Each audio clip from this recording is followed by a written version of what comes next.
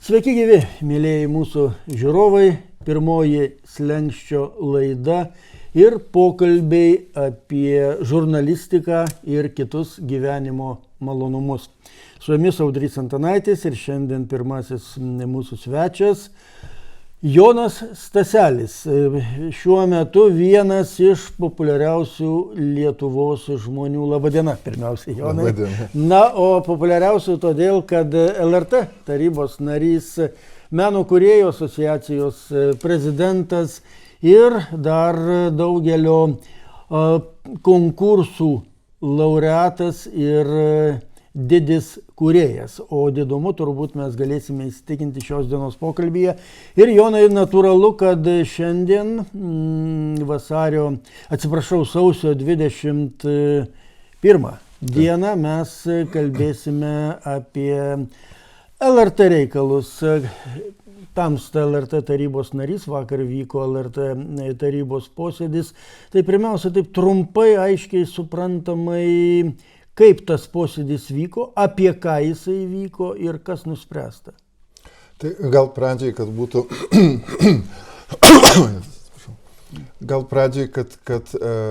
nekiltų klausimų, aš kalbėsiu kaip LRT tarybos narys, su Meno kūrėjų asociacija tai nesusiję dalykai. Tai posėdis buvo ilgas, baigėsi gal prieš 8, pradėjom 1, tai turbūt iš mano jau beveik 6 metų patirties turbūt ilgiausias posėdis. 7 valandas be pertraukos pavojingas sveikatai. Buvo kelios pertraukos, buvo pertraukėlės, tas tikrai buvo pertraukėlės. Tada gerai. Tai buvo tikrai išskirtinai daug klausimų, bet turbūt daugiausia dėmesio daugiausia buvo laukiamas atsakymas į paskutinį klausimą, tai buvo LRT tarybos atsistatydinimo in corpore svarstymas. Tai jau buvo, kada uždaras posėdis vyko, kada jau nebetransliuojama? Taip, tai jau buvo uždaras posėdis. Pradžioj buvo 2 klausimai, viešas posėdis buvo transliuojama, o tai jau buvo uždaro posėdžio dalis ir tai buvo paskutinis ir tuomet liko tik tai taryba ir administratorė protokolo rašymui. Tas nebuvo privaloma, bet buvo paklausta, ar vadovybė ir kiti asmenys administracijos, kurie turi teisę dalyvauti posėdį, ir jiems tas yra aktualu. Ir jie paliko tarybą vieną tarpusavį šnekėtis. Tai turbūt šitas klausimas buvo aktualiausias tiek visuomeniai, tiek kolegoms žurnalistams. Ir kadangi posėdis... Tai yra konfidenciali dalis, tačiau galiu pasakyti tai, ką jau pasakė tarybos pirmininkas vakar po posėdžio, kad tarybos balsų dauguma atsistatydinimos in corpore buvo nepatvirtintas. Tai yra dauguma balsų, dauguma tarybos narių, nedetalizuosiu skaičiaus, pasisakė prieš atsistatydinimą in corpore. Aš galiu pasakyti, kadangi negaliu kalbėti tarybos vardu, tai gali daryti, tarkim, pirmininkas tarp posėdžių, pagal įstatymą taip numatyta, aš galiu pasakyti savo kelis iš motyvų. Tai vienas dalykas, kai prieš mėnesį, ta iniciatyva atsirado tada, tai ne dėl politikų kažkokių siūlymų ir sakymų. Prieš mėnesį, gruodžio mėnesio posėdžio pradžioje, LRT žurnalistai ir darbuotojai atnešė pareiškimą, pasiūlymą, nežinau kaip jį įvardint, kad nepasitikė taryba ir kad neatsistatydintų. Gana keistas momentas buvo vienas, kad buvo garsiai visur ištransliuota, kad yra surinkta per 400 parašų. O kiek iš tikrųjų? Ne skaičių esmė. Gal organizatoriai ir turi tos parašus, bet tarybai buvo atneštas lapelis su tekstu, ir paskui daug lapelių su pavardėm stulpeliu atspausdintom. Jokių parašų mes nematėm.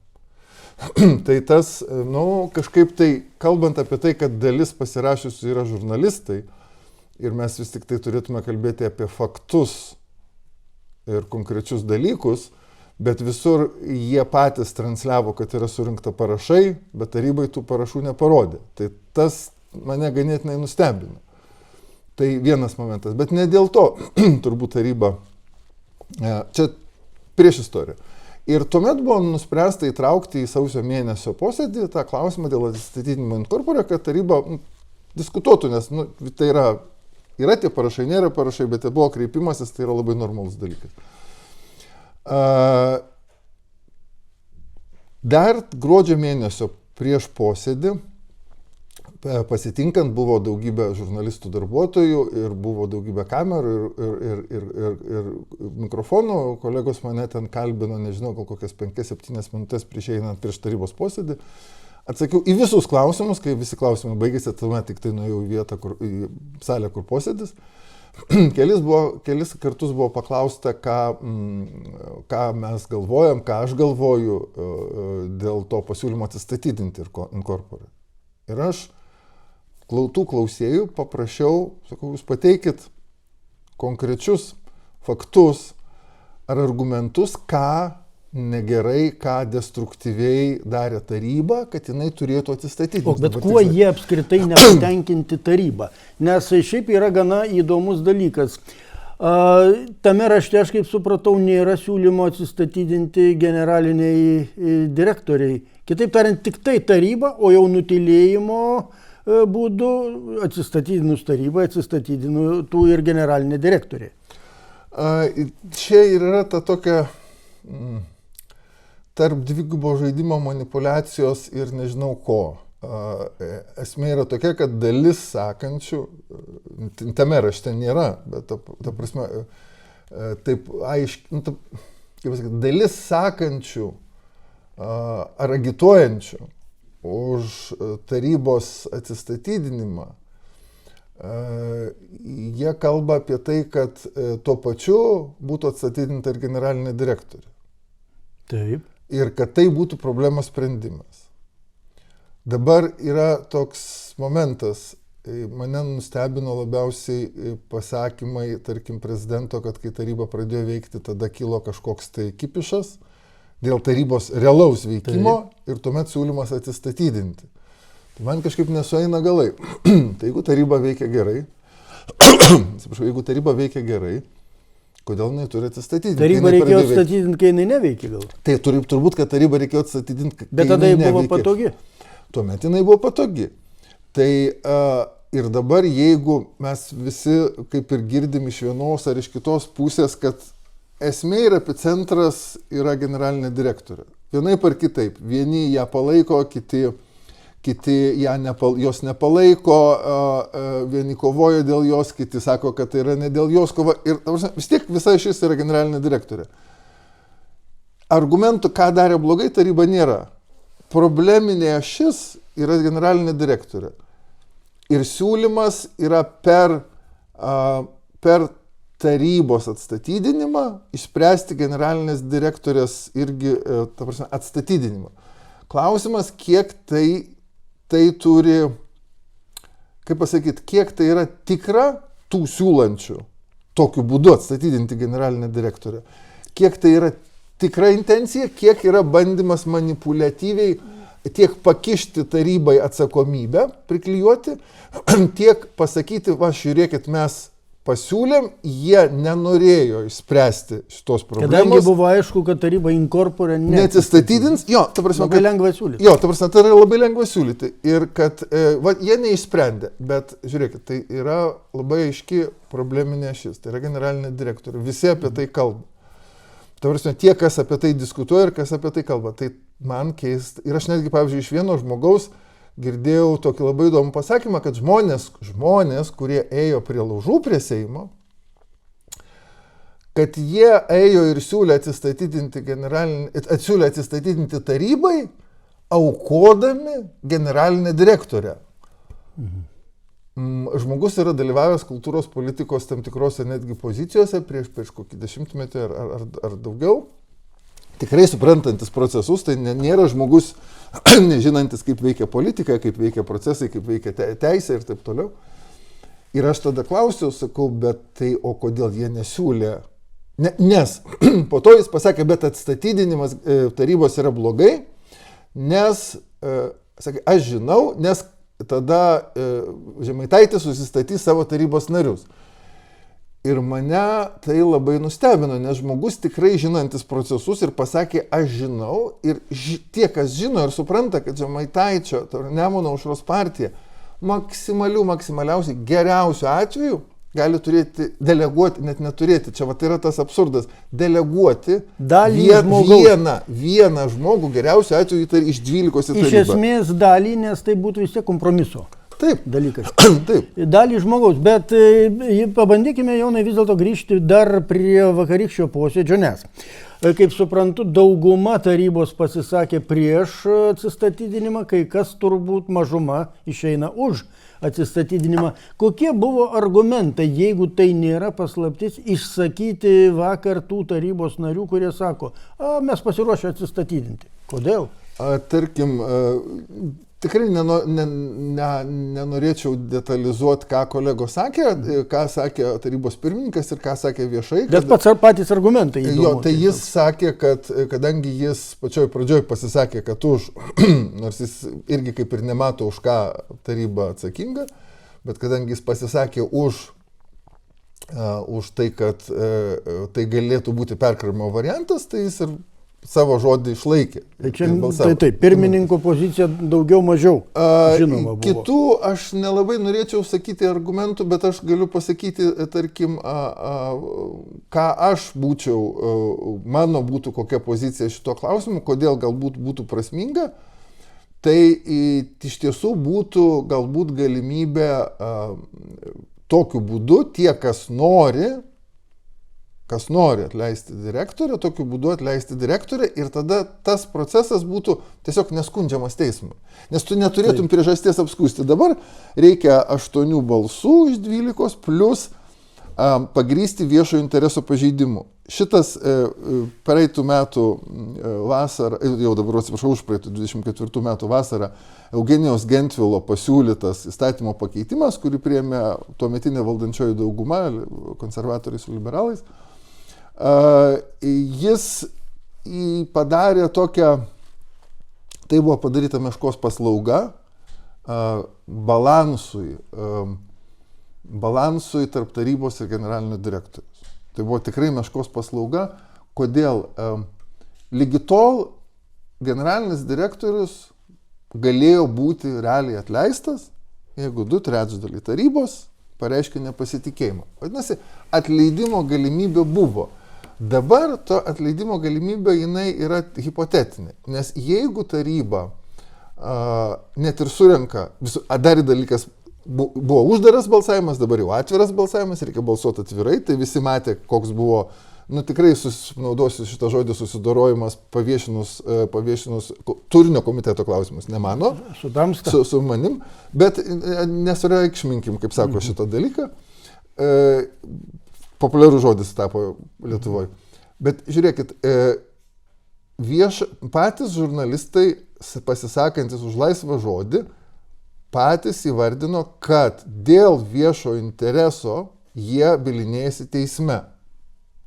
Laidoj pas Jakilaitį, kuriame dalyvavo Davidonytė, jinai pati pasakė, kad jie teismuose aiškinasi dėl to viešo intereso, jis yra ar nėra, kai eina su ieškiniais. Vadinasi, tai nėra labai, patys jie pripažįsta, vadinasi, tai nėra labai aiški apibrėžtis, kas yra tas viešasis interesas, vadinasi, tai yra teisminis ginčas. Vienas teisėjas gali įvardinti, kad tai yra pažeidimas viešo intereso, kitas, kad nėra. Ką tai reiškia? Kad taryba, jeigu atstatydina generalinę direktorę, suformuluodama vienokį ar kitokį viešo intereso pažeidimą, atidaro atvirą kelią bylinėjimuisi. Tuomet realiai, galima sakyti, yra paralyžiuojama tam tikra prasme veikla, nes į naują konkursą neis rimti kandidatai, žinodami, kad po metų 2 ar 3 gali būti senasis direktorius ar direktorė grąžinama į pareigas. Ir tad tuomet einamtysis pareigas generalinis direktorius, jis žino, kad jo realiai neatleis. Taip. Ir tada sugriūna balansas.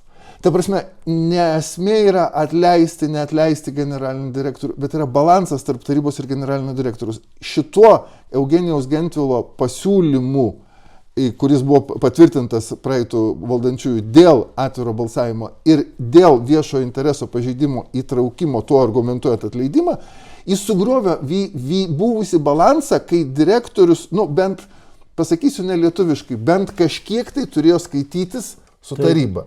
Dabar direktoriui nereikia to daryti, nes jis žino, kad jis yra atleidžiamas. Jonai, bet ar gali būti blogesnis balansas negu yra dabar, kai direktoriaus ir tarybos santykių faktiškai nėra, arba yra karas ir kai taryba nori užvaldyti LRT. Pasak direktorius. Pasak direktorius, taip, nori užvaldyti. Tai koks gali būti blogesnis balansas? Ar laikinasis direktorius, kuris bent iš esmės šitą karą paverstų paliaubomis, ar tai būtų blogesnis balansas? Pasakysiu taip, ta prasme, karo taryba tai su nieko nekariauja. Man tas, ta prasme, kai iš visuomenės tam tikrų veikėjų ar politikų bandoma, ar iš administracijos pusės bandoma sakyti, kad taryba su kažkom kariauja, tai taryba nekariauja. Jonai, kai tamsta pateiki turinio komiteto klausimus ir gauni tokią didžiulę ataką, tai nėra karas. Tai gal iš kitos pusės yra karas. Nu, tai taip. Taryba neišėjus į karą. Taryba nėra iškasus karo gal ir kirvio. nepuola, bet taryba turi gintis. Tai čia yra esminis dalykas, kas išėjo į karą. Taryba karo kirvio neiškasi. Tai kad taryba turi, aš manau, kad čia galbūt ne tai, kad net gynyba, tai yra bandymas visuomeniai pristatyti klausimą, kuris turbūt visuomeniai niekad nebuvo įdomus arba nebuvo tiek išaktualintas, irgi galbūt kalbinė prasme nelabai teisingai pasakiau, bet tai yra, kaip veikia LRT taryba ir kaip veikia LRT iš esmės. Nes mes dabar matome, visuomenė dabar geriau supranta, ką veikia taryba, koks santykis su generaliniu direktoriumi ir kam ta taryba yra reikalinga. Tarybos irgi veikimas pasikeitė dar nuo 21 pasikeitus įstatymam, nes jis tapo ir ne tik priežiūros, ir daugiau ir valdymo organas, su rimtesniais dalykais. Tai tas visuomenė žinojo, kad yra LRT, yra taryba, o kas kaip vyksta, niekam buvo neįdomu. Iki audito. Iki audito ir iki šitos situacijos. Nu tai, o šita situacija susidarė iš esmės ir dėl audito. Kai pamatėme, kaip vyksta finansavimas, kadangi pinigai vis dėlto yra milžiniški Lietuvos mastais, tai natūralu, kad tai buvo susidomėta. Bet vis dėlto taryba neatsistatydina, direktorė neatsistatydina. Kuo baigėsi tarybos posėdis vakarykštis? Kadangi šįryt tarybos pirmininkas radijo laidoje tai įvardino, tai tik labai trumpai pasakysiu, kad po balsavimo dėl in corpore, kai, kaip minėjau, tarybos balsų dauguma buvo nepritarta šitam atsistatydinimui, buvo svarstymas protokoliniam nutarimui pasiūlyti generaliniai direktoriai apsvarstyti galimybę atsistatydinti. Tai nebuvo, sakykime, kažkoks nepasitikėjimo pareiškimas ar ten svarstymas dėl balsavimo, dėl nepasitikėjimo. Kadangi pradinio siūlymo atsistatydinti tarybą in corpore idėja buvo ta, kad tiesiog perkrauti situaciją ir tuo pačiu atstatydinti generalinę direktorę, tą probleminę ašį, nes į ją viskas susiveda. Generalinė direktorė aiškiai buvo pasakius, kad nueis iki galo. Iki kieno? Čia negaliu komentuoti ir atsakyti. Tai būtų taryba tokį pasiūliusi, tai būtų atidarytas toks elegantiškas langas, jeigu jinai iš tiesų norėtų pasitraukti, elegantiškas langas jai pasitraukti pačiai. Tai nebuvo kažkokie svarstymai, kad yra tas blogai, tas blogai, tas blogai. Tiesiog buvo svarstymai pasiūlyti, sudaryti tokį elegantišką langą, jeigu generalinė direktorė pati norėtų atsitraukti, kad jinai turėtų galimybę elegantiškai atsitraukti. Kitaip tariant, mes pasižiūrėsim, ar tas langas bus atidarytas, bet patys... Finale taryba nepriėmė tokio protokolinio sprendimo. Bet kvietimas kažkoks toks elegantiškas kvietimas, elegantiškas atsitraukimas. Buvo šneka apie tai. Patys LRT žurnalistai, kai kurie iš jų sako, kur problema? LRT taryba po audito rezultatų galėjo paprasčiausiai susirinkti ir atleisti direktorę. Kodėl jūs to nepadarėte? Yra turbūt, pasakysiu, tokia nuoga tiesa, kuri dar labiau ta tiesa išvešė. įvairūs spaudimai, veikimai tarybos nariam prieš juos ar su jais yra vykę ir anksčiau, netokiu mastu, kaip dabar matėm. Galiu dar kartą priminti, kas negirdėjo, kad, tarkim, prieš antrą rinkimų turą dabartinė generalinė direktorė buvo išrinkta per 3 kartą. Taip. Prieš antrą. Prisimename tą epopėją. Jo, prieš antrą. Paskui, kiek esu girdėjęs, tai ne tik mane vieną pakvietė pasikalbėti, bet mane pakvietė pasikalbėti vienas, stambus verslininkas, sakykime, nekilnojamo turto verslo atstovas, stambaus nekilnojamo turto verslo atstovas.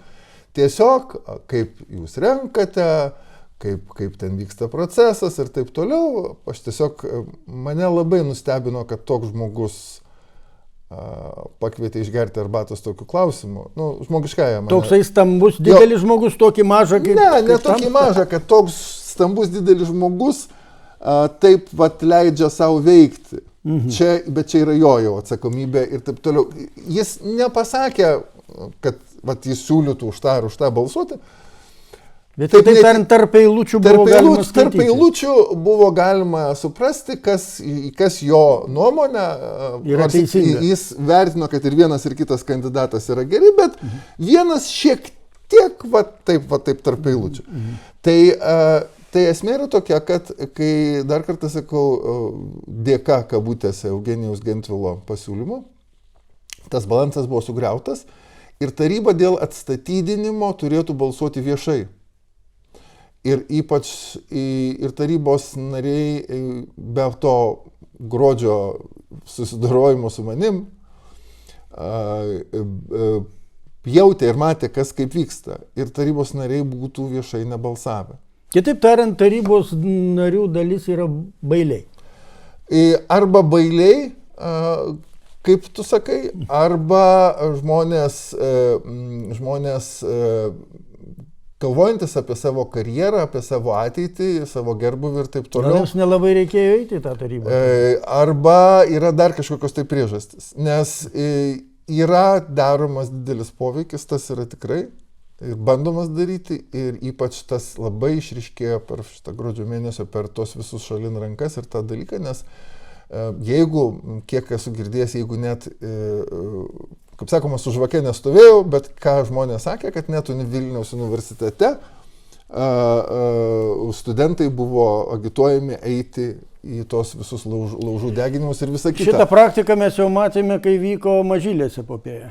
Tai tada ir mes puikiai suprantame, kad aš pats kiek esu susidūręs asmeniniuose pokalbiuose ir su atrodo mąstančiais žmonėmis, bet kas įdomiausia, yra reikalavima būti toj pusėje arba toj pusėje. Ta prasme, būti arba jų pusėje, arba tu priešas. Arba tada iš karto tu tampi priešu. Ta prasme, arba tu su mumis, arba tu prieš mus. Čia laikmečio nelaimė. Nėra. Ta prasme, aš sakau, palaukit, ir viena pusė, ir kita pusė yra per vyrus košės. Sakau, aš nesiruošiu būti nei čia. Aš visada, visais atvejais aš žiūriu kontekstualiai, žiūriu pagal situaciją ir aš neturiu mylimukų, ar kažkokių priešų, ar kažkokių tai išankstinių draugų. Kiekviena situacija, tam aš ir suprantu, kad tarybos nariai ir yra, jie nebeatstovauja tų organizacijų, kurios jas delegavo. Jie jų neatstovauja, jie atstovauja visuomenę. Jie laisvi, jie atstovauja visuomenę ir jie tuo metu kiekvieną kartą sprendžia pagal savo sąžinę ir pagal savo patirtis ir kompetencijas. Jonai, bet Tamsta nepabijojai tos klausimus pateikti, komiteto klausimus. O dabar man tai truputėlį šiurpas ima, aš nesakau, kad aš bijau, bet šiurpas ima, kad tarybos nariai bijo atlikti savo pareigą, o jeigu reiktų tėvynę ginti. Čia, žiūrėk, kad jie tikrai bijo, aš negaliu sakyti, čia mes galim daryti prielaidą. Reiškia, jeigu būtų slaptas, jie balsuotų. Manau, kad jeigu būtų slaptas, jie balsuotų. Bet dabar irgi yra klausimas, net visi sakys, kad tai yra kalba apie vieną asmenį, apie dabartinę generalinę direktorę. Aš kalbu iš esmės. Nes kur čia yra esminis lūžis ir suvokimo skirtumas, mano supratimu, su mano supratimu galima nesutikti. Laisvo žodžio gynimas vyksta ne toj daly. Čia yra politikai interesų grupės, čia yra generalinis direktorius, čia yra žurnalistai. Mano supratimu, laisvą žodį gina žurnalistai. Dabar barjerai ir saugojimas statomas yra tarp interesų grupių ir politikų ir generalinio direktoriaus. Bet saugoti laisvą žodį, tai reiktų žurnalistus. Vadinasi, barjerą reikia statyti tarp generalinio direktoriaus ir žurnalistų. Nes generalinis direktorius nėra vyr redaktorius. Ir vat šitas dalykas, ir bet koks generalinis direktorius, jeigu redakcinis nepriklausomumas nebus apsaugotas nuo generalinio direktoriaus, ar direktorės, nesvarbu vyras ar moteris, tuomet bet kokia taryba, balsuodama atvirai, gali patirti piknaudžiavimą gale iš generalinio direktoriaus ir nenorėti balsuoti atvirai. Tai gerai, bet dabar eikime prie truputėlį trumpesnių atsakymų dėl to barjero. LRT oficialiai pranešė, kad Žemaitaičio, kaip tokio labai blogo žmogaus, nekvies į laidas, greitai tas buvo atšaukta, paskui prasidėjo nepaprastai įdomus dalykai. Lyg ir oficialiai LRT vardu buvo tas pasakyta. Paskui generalinė direktorius sako, aš nieko čia dėta, aš nieko nežinojau, čia redaktoriai sprendžia. Kas tie redaktoriai? Larionovaitė, reiškia, ar kas nors naujienų tarybos redaktoriai gali LRT balsu šnekėti. Prasideda vidinis tyrimas, kuris yra vidinis ir vėl kelia klausimų, tai kas dabar ką tenai tirs. Kaip taryba į tai reaguoja? Vis dėlto tai turbūt taryba turėtų išsiaiškinti, kas čia dabar įvyko. Taryba vakar viešoji, tiem, kam įdomu, gali pasižiūrėti viešoji posėdžio daly per pirmus du klausimus. Pirmas klausimas buvo auditorijos pokyčiai ir taip toliau. Ir ten po to pristatymo buvo diskusija ir pati generalinė direktorė kaip ir pradėjo tą visą dalyką pristatymą. Buvo finale pasakyta, kad pripažinta, kad tai buvo klaida ir kad vyksta vidinis tyrimas, bet tačiau, kaip mes visi žinom, už organizaciją už organizaciją atsakingas vadovas. Tai arba davė leidimą, arba nevaldo situacijos. Viena iš dviejų. Kai ministerijoje kas nors prisidirba arba pridirba, dažniausiai atsistatydina ar būna atstatydinamas ministras. Kito varianto nėra. Tai čia yra atsakomybės klausimas. Tai organizacijų vadovas atsakingas už tos dalykus.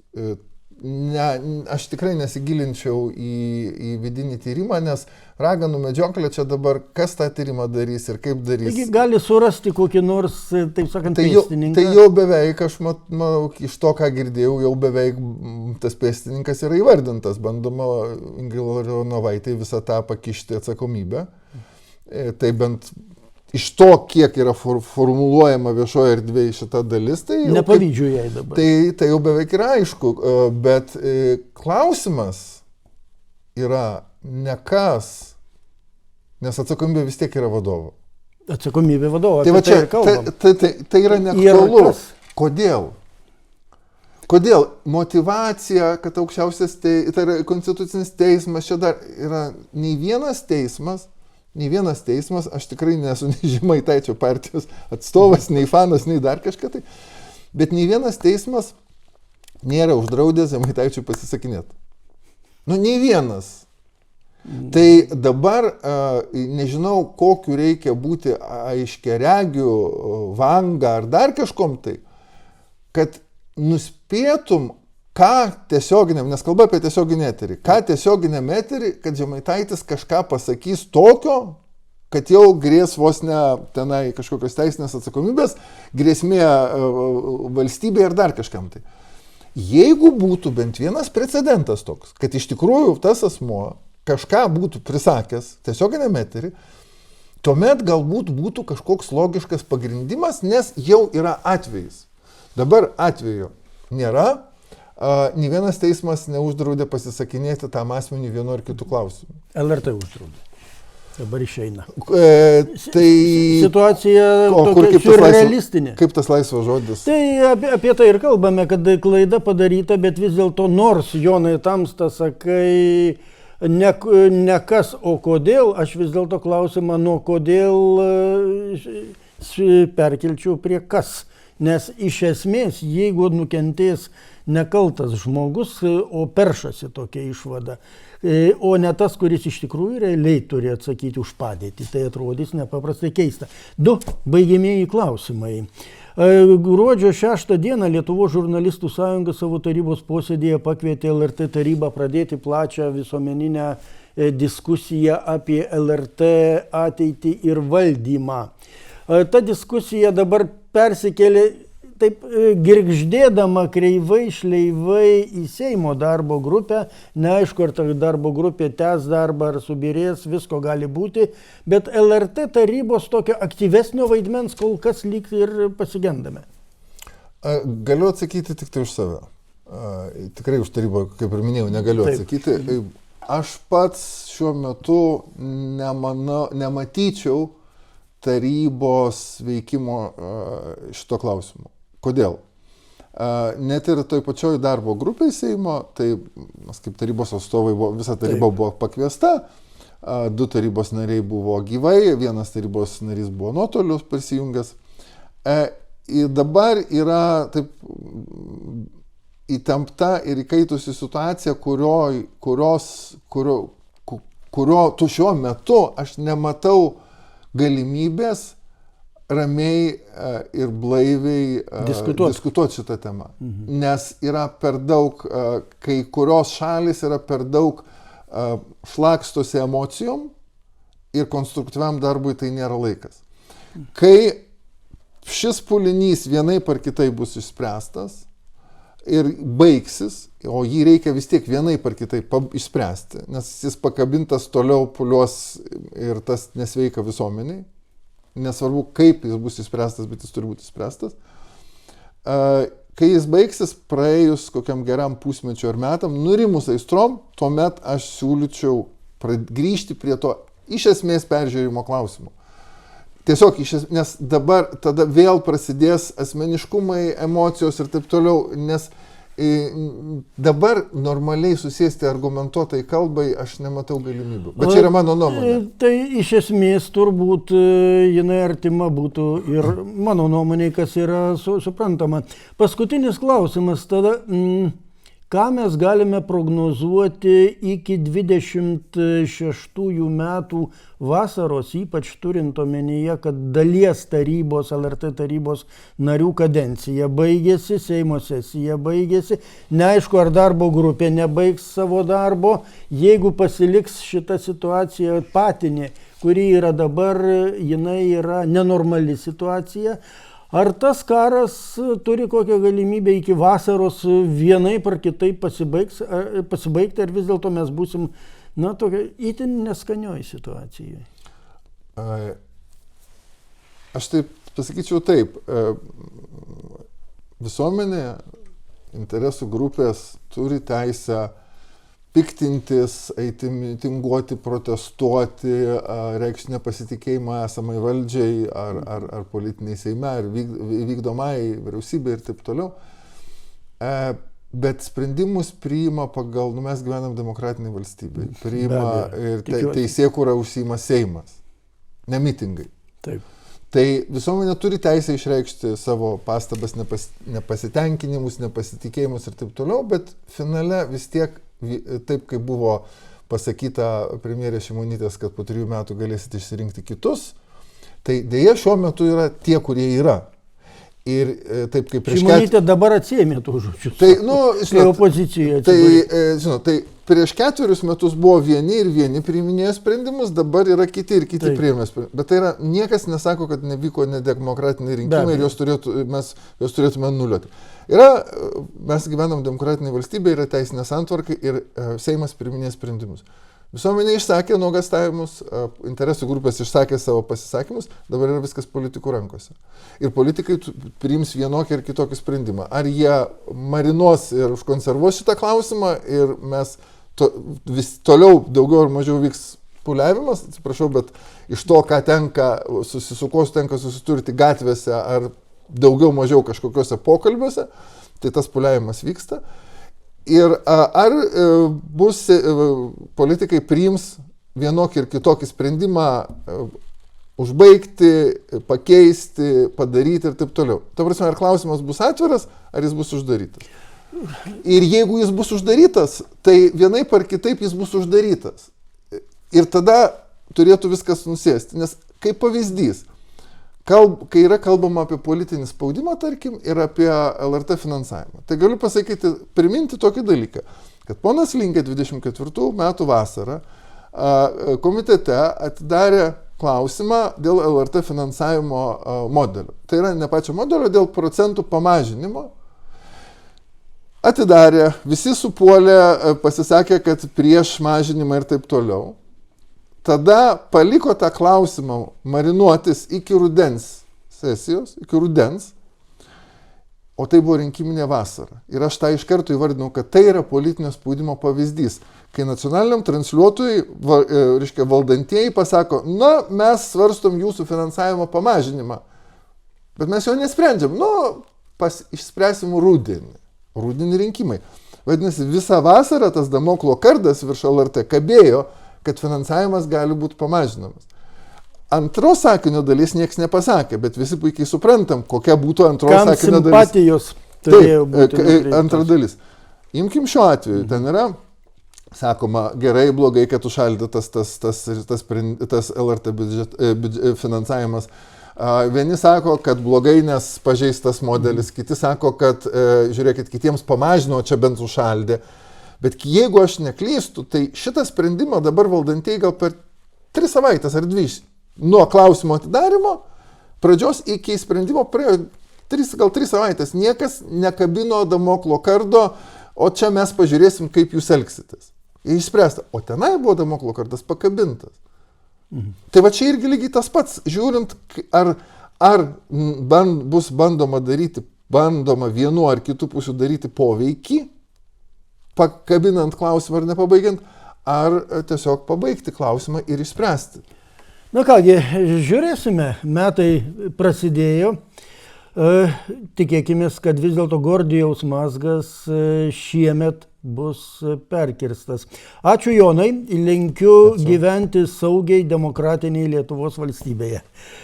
Jonas Staselis, LRT tarybos narys, Audrys Antanaitis ir laida Slenkstis apie žurnalistiką ir kitus gyvenimo malonumus. Iki.